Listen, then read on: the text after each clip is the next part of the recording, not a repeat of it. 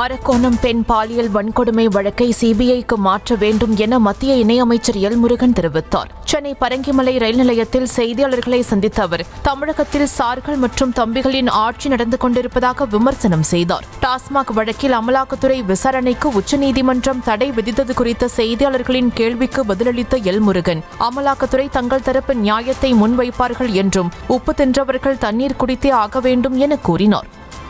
இன்றைக்கு அதே போல் அரக்கோணத்தில் நம்முடைய சகோதரி திமுகவுடைய நிர்வாகியால் பாதிக்கப்பட்டிருக்கிறார்.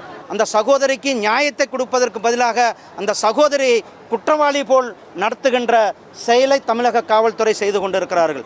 அதில் இருக்கிற சார்கள் யார்? தமிழ்நாட்டில் இப்போ சார்கள் அதிகமாக இருக்கிறார்கள்.